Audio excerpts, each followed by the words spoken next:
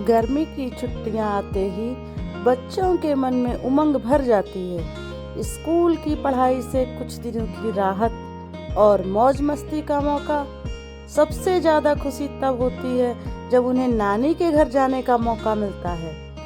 गांव की ठंडी हवाएं, खुले खेत खलिहान, आम के बाग, मिट्टी की सौंधी महक और नानी के हाथों के बने स्वादिष्ट पकवान, इन सब से भला कौन दूर रहना चाहेगा।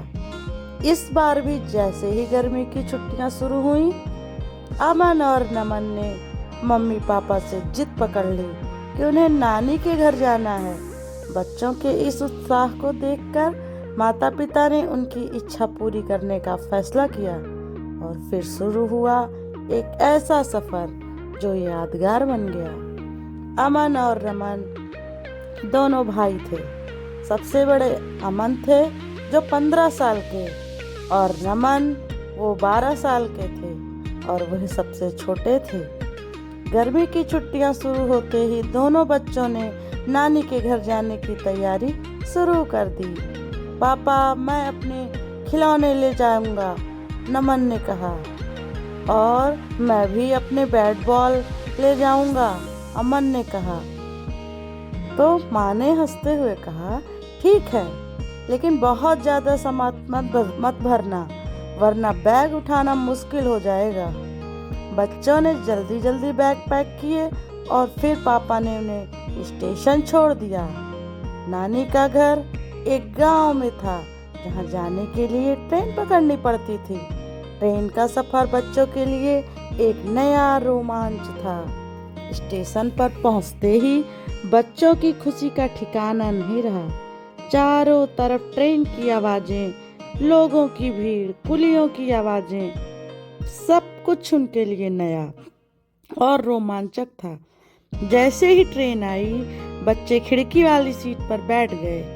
वाह, कितनी तेज चल रही ट्रेन, नमन ने चहकते हुए बोला। हाँ, और ये देखो कितने सारे खेत दिख रहे हैं, अमन ने इशारा किया।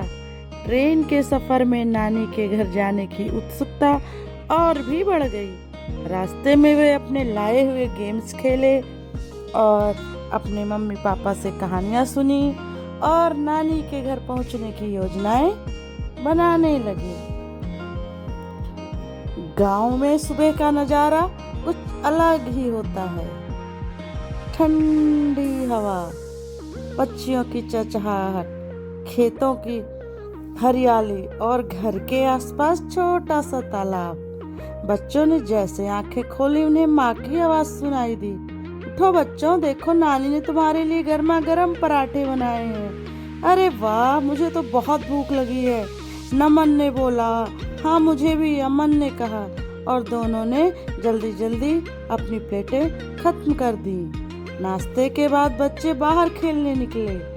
नानी के घर के पास एक बड़ा आम का बाग है। बाग में बड़े बड़े आम लगे हुए हैं। नमन ने कहा, चलो आम तोड़ते हैं, और अमन ने भी जोश में कहा। नानी ने हंसते हुए कहा, लेकिन बच्चों, बिना किसी बड़े के बाग में मत जाना, वहाँ बहुत बड़े बड़े पेड़ हैं। बच्चों ने बाग की ओर जाने का फैसला किया।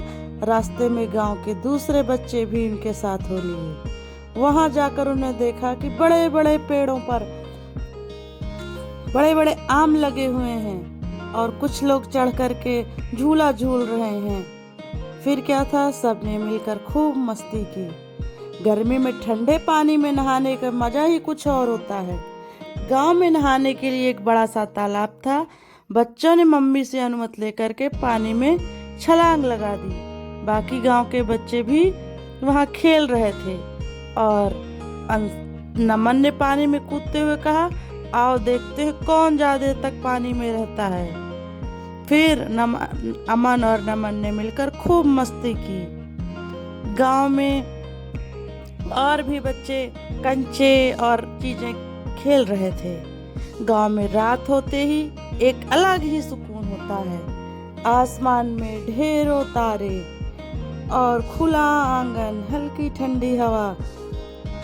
खाना खाने के बाद सब बच्चों ने लुका छुपी खेलने की योजना बनाई। अमन ने कहा, मैं छुपूंगा और नमन तुम मुझे ढूंढना। इस तरह सब हंसते हंसते खेलते हुए सो गए। समय कैसे बीत गया पता ही नहीं चला। 1 हफ्ते की छुट्टियां खत्म हो गईं और अब वापस लौटने का समय आ गया, क्योंकि बच्चों का स्कूल भी खुलने का टाइम आ गया था। बच्चों का मन बहुत भारी हो रहा था। अमन ने कहा, नानी मेरा जाने का मन नहीं है, पर फिर भी हम जल्दी आएंगे। अमन ने कहा, हाँ नानी, हम अगली बार ज़्यादा दिन रुकेंगे और आपके साथ खूब सारी मस्ती करेंगे। नानी ने बच्चों को गले से लगाया और खूब सारा आशीर्वाद दिया और उन्हें कुछ पैसे भी दिए। बोले, अगली बार बच्चों जल्दी आना, मैं तुम्हारे लिए बहुत अच्छी अच्छी चीज़ें बनाऊंगी। बच्चों ने नानी को गले लगाया और ट्रेन पे चल दिए। सफ़र खत्म हुआ, लेकिन उनकी यादों में नानी की घर की मस्ती हमेशा के लिए बस गई। गर्मी की छुट्टियां बच्चों के लिए केवल आराम का समय ही नहीं होती, बल्कि नई जगहों को देखने, अनुभव करने और अपनों के साथ समय बिताने का मौका भी होती है। नानी के घर का सफ़र बच्चों के लिए न केवल मनोरंजन से भरा था, बल्कि उन्होंने गांव के जीवन की सरलता और सौंदर्य को भी जाना। यह यात्रा उनके लिए यादगार बन गई और वे अगली छुट्टियों का बेसब्री से इंतजार करने लगे कि कब मुझे मौका मिलेगा और मैं फिर से नानी के यहाँ जाऊंगा। तो दोस्तों, बताइए आप लोगों को हमारी ये कहानी कैसी लगी? प्लीज़ कमेंट करिएगा और लाइक, शेयर और सब्सक्राइब करिएगा।